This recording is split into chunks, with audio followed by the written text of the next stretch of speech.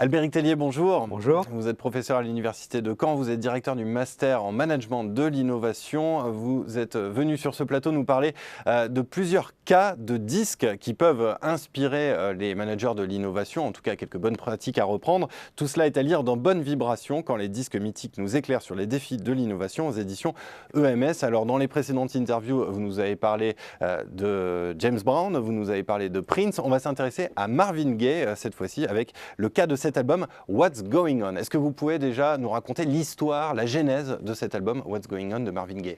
Alors ce disque est indissociable de l'histoire de la Motown, la maison de disques, qui a été créée en 1959 par Berry Gordy à Détroit. Et Berry Gordy s'est inspiré du modèle de Fordiste, du modèle de la division des tâches dans l'automobile pour concevoir une usine qui fabriquerait des chansons à la chaîne.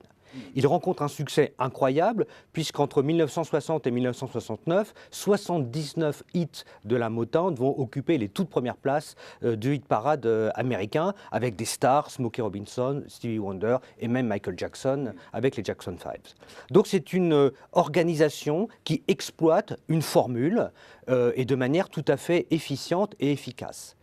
Sauf que Marvin Gaye, lui, a déjà enregistré pour la maison de disques et à la fin des années 60, il se pose beaucoup de questions, il a eu une dépression, il veut finalement produire quelque chose qui serait le reflet de ses inquiétudes, de son regard très lucide sur les dérives de la société américaine, sur la guerre notamment. Et il propose donc ce qui va devenir cet album Marvin Gaye, What's Going On, et il va provoquer une réaction d'opposition par toute la Motown, par le directeur, par tous ceux qui travaillaient dans cette entreprise, et notamment le comité qualité, car sur le modèle de l'automobile, il y avait un comité qualité qui approuvait ou non les disques une fois qu'ils étaient enregistrés. Et donc, on refuse à Marvin Gaye de publier son album. Alors, qu'est-ce qui se passe ensuite? Il le fait quand même? Alors, beaucoup de tensions. Il menace de quitter finalement cette maison de disques.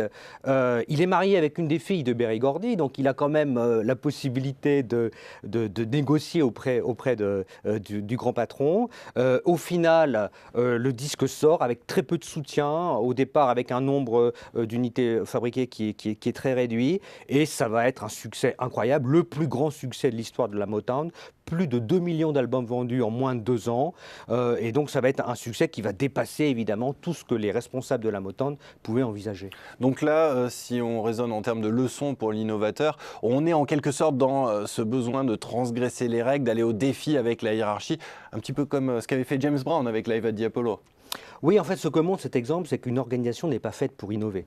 Une organisation doit se spécialiser, une organisation doit standardiser ses processus, une organisation doit avoir du contrôle, des procédures de contrôle, et tout ça est contraire à l'innovation, car les acteurs vont plutôt être dans une logique du toujours plus de la même chose. Donc on peut être très fort dans l'exploitation d'une formule, ce qu'était Motown, et avoir les pires difficultés pour explorer ce qui est une logique souvent indispensable en matière d'innovation. Eh bien, merci beaucoup Albéric Tellier pour cette étude de cas sur cet album Marvin Gaye, What's Going On, et pour ceux qui veulent aller plus loin et connaître bien entendu toutes les autres études de cas qui sont traitées, toutes les leçons en matière d'innovation que l'on peut tirer de l'histoire musicale, je renvoie votre livre Bonne Vibration aux éditions EMS. Merci encore. Merci.